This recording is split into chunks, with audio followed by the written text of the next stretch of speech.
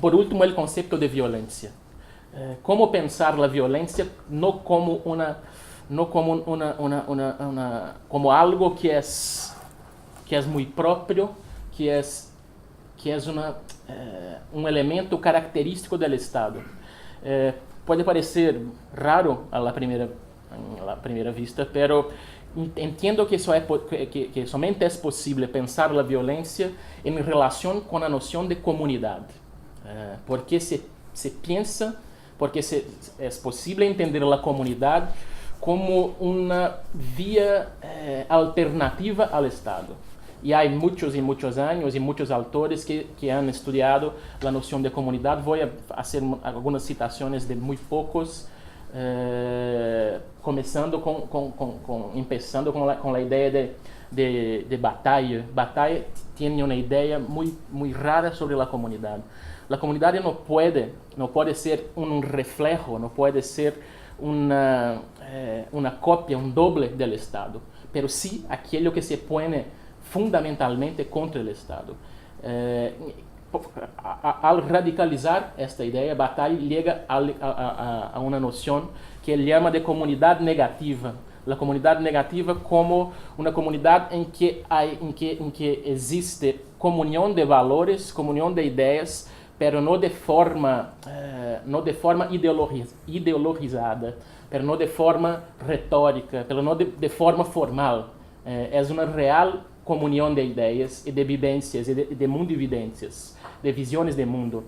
Pero esto es claramente imposible. Por eso, la solución de Bataille es la comunidad de amigos.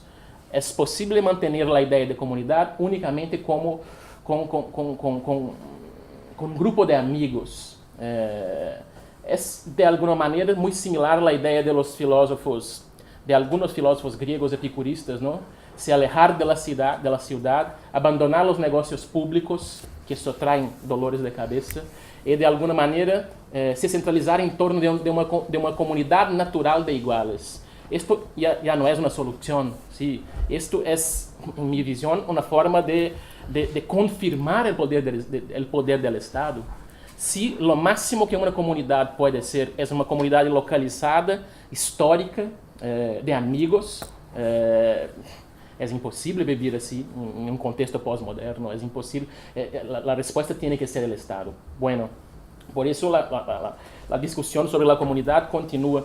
Un segundo autor que gostaria de trazer a discussão é Roberto Espósito, um italiano que ha trabalhado muitos anos com a ideia de comunidade a partir de um ponto de vista diferente. Espósito nota, dice que há algo que origina, que pone originalmente a ideia de comunidade, que é a ideia de munus, a ideia latina de munus. Que é munus? Munus são aqueles deveres, aquelas coisas que devemos fazer conjuntamente, são as categorias que transformam um mero grupo de homens em uma comunidade. São os deveres, os valores, as ideias que mantêm um grupo de homens auto-identificados entre si. Quando se comunga deste munus, quando temos um muno comum, um munus comum, teremos uma comunidade. Pero para isto é necessário identificar-se minimamente com o outro. E é esta possibilidade que hemos perdido na contemporaneidade. Por isso mesmo, Expósito nos disse que já não estamos mais na época da comunidade, sino de la imunidade, utilizando el mismo juego com as palavras, que é um juego com ideias, ¿no? Expósito identifica o momento fundador da modernidade, e em esto está muito de acordo com Carl Schmitt. É muito curioso, porque os dois, por caminhos muito diferentes, chegam a um resultado muito cercano, muito parecido.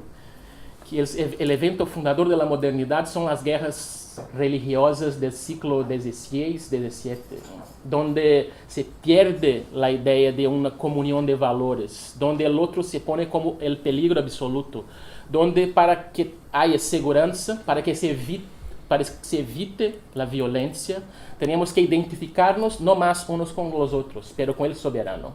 Se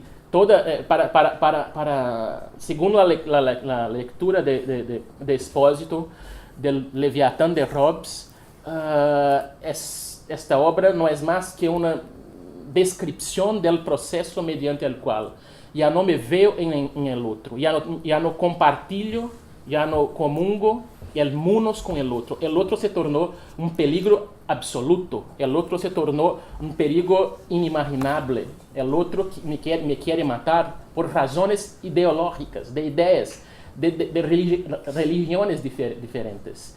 La única persona o la única institución que me puede proteger es el soberano. Y por definición el soberano está fuera de la orden. Él crea la orden, por tanto está fuera de la orden. Este proceso de inmunización social, no más de militarización, pero de inmunización social, tendrá sus frutos maduros en nuestro tiempo. Porque cuando construimos nuestras subjetividades, no más con bases en la idea del otro, del diferente, que está en la misma posición que yo, y construyo mi subjetividad con bases en el soberano, todos nosotros nos tornamos pequeños soberanos. Todos nosotros estamos como que fuera del orden. Somos pequeños leviatanes, ¿sí? Porque la identificación se da con la persona o institución que inmuniza la vida social, torna imposible la violencia privada, pero el coste de esto es una identificación entre comunidad inmunizada y el poder. Y por fin hay una tercera visión de la comunidad que me gusta bastante, que es de Agamben, y un librito muy precioso que se llama La Comunidad que Viene. Agamben, pasando en revista todas estas visiones, nos dice que debemos construir una nueva comunidad, pero sin vínculos identitarios. No es que las personas no tengan identidad, esto es claramente imposible, pero no debemos asumir una ontologización de las identidades. Las identidades tienen que ser potencialmente otras. Hay que jugar con los conceptos aristotélicos, y Agamben lo hace mucho, de acto y potencia. Una comunidad que viene es una comunidad donde todos los individuos, todas las personas tienen la posibilidad de jugar consigo mismas. Esto es fundamental porque impide el secuestro de la comunidad por el Estado. En las páginas finales de este libro, Agamben nos dice que el Estado puede aceptar todo. El Estado puede aceptar todas las razas, religiones, formas económicas, artísticas, todo. Con el tiempo el Estado puede aceptar todo. Pero el precio de esto es que estas subjetividades tienen que ser como que subyugadas al Estado, dominadas por el Estado. Ahora, si tenemos una comunidad de individuos que son potencialmente otros, que pueden mudar, pueden cambiar sin ningún problema ontológico, esta comunidad es inaprehensible para el Estado. Es una comunidad que está como que pero más allá del Estado.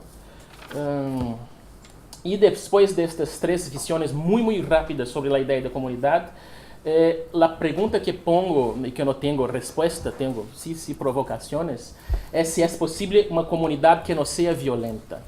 Porque si damos a los conceptos lo que merecen, el Estado puede ser definido como una comunidad naturalmente violenta, como uma comunidade que ha notado, que ha entendido que a violência é um dado ontológico inescapável do humano e que temos que ter formas de conter, limitar, controlar esta violência. Qualquer teoria que queira discutir com o Estado e criticar o Estado tem que ter bem clara esta ideia. É possível que tenhamos uma comunidade que, a diferença da comunidade estatal, não seja violenta? Essa é a pergunta que devemos pensar. Que tem como resultado outra pergunta: é possível viver sem Estado? São as duas questões que que me parecen son la misma cuestión de fondo. Y el elemento que nos puede ayudar a responder estas preguntas es la idea de la violencia, es lo que es violencia. Como he dicho, no puedo responder exactamente esas cuestiones, pero colocar ideas.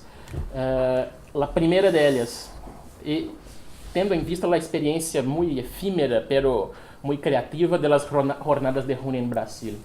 Es imposible vivir sin violencia en una comunidad si las otras comunidades, porque siempre existirán varias comunidades. La idea misma de comunidad es plural. Pero si vivo en una comunidad que no es violenta y hay otras que me cercan, que son sí violentas, es un suicidio no ser violento también. De alguna manera esto me trae a la memoria el olvidado Trotsky, que decía y insistía que es necesario hacer la revolución comunista, la revolución socialista que creará el comunismo en todo el mundo. La teoría de la revolución permanente no es una pura utopía, pero sí una necesidad lógica que no es posible tener un Estado socialista secuestrado por poderes capitalistas. La misma idea se presenta cuando tenemos que pensar utópicamente la idea de una comunidad sin violencia. La transformación tiene que ser total, porque si vives sin violencia en un medio violento, estarás muerto. Agamben, una vez más, trazendo la idea de la violencia, nos dice que jamás hemos tenido una experiencia realmente política. La idea de polis como un espacio donde, mediante otros medios, se construye una vivencia común, fui como que infectado, foi como que perdido de início quando os gregos pensaram os dois âmbitos da vida, os dois âmbitos de valoração da vida, que são zoé e bios.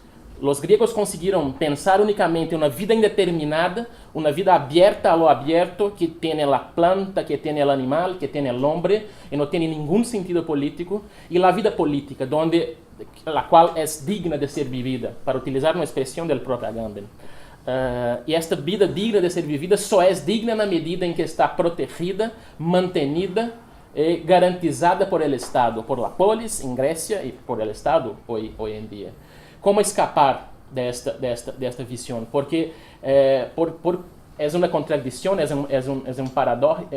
paradójico que a vida em si mesma não tenha valor, e sí tenga valor únicamente gracias al poder, al aparato de violencia que garantiza el Estado.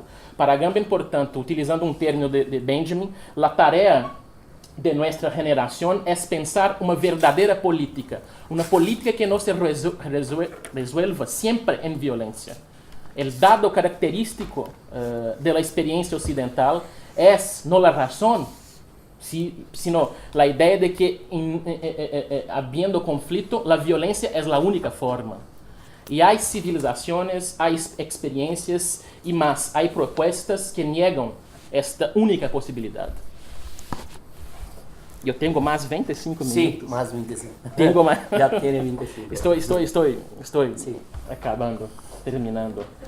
Me gostaria, para terminar, recordar o autor que mais me inspira neste momento para, de alguma maneira, repensar o estatuto da violência. Walter Benjamin tem um texto clássico, célebre, Kritik der Gewalt, onde, a partir do título, se põe o problema mais claro da violência.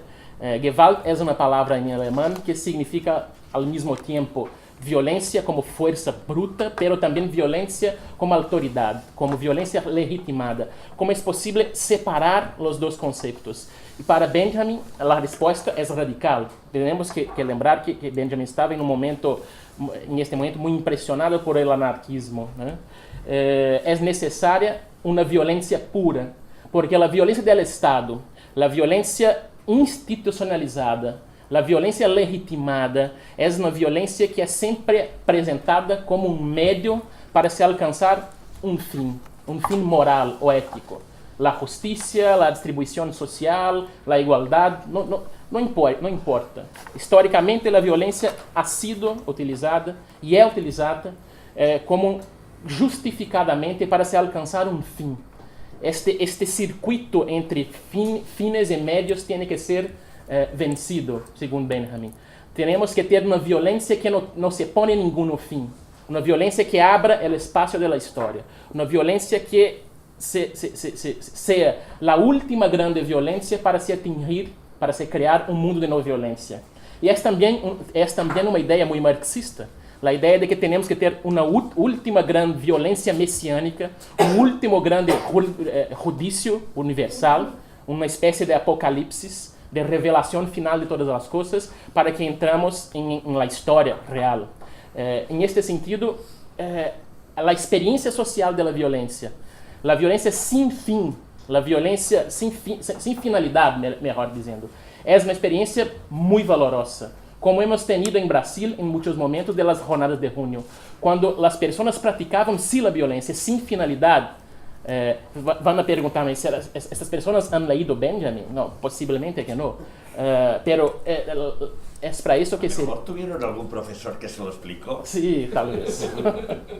Pero la utilización no finalística como simples medio de la violencia tiene un valor revolucionario.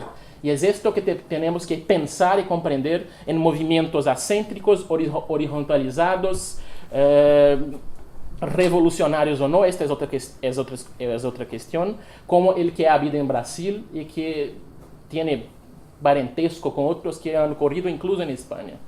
La idea de que no podemos rechazar la violencia como si fuera una especie de pecado hablar de violencias que no es diferente de la violencia del Estado.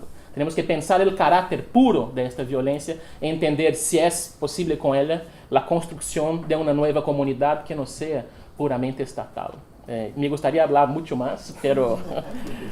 Para esto tenemos moderadores. Ah, claro. Yo seré el próximo, ¿no? Sí, sí. Muchas gracias por su atención.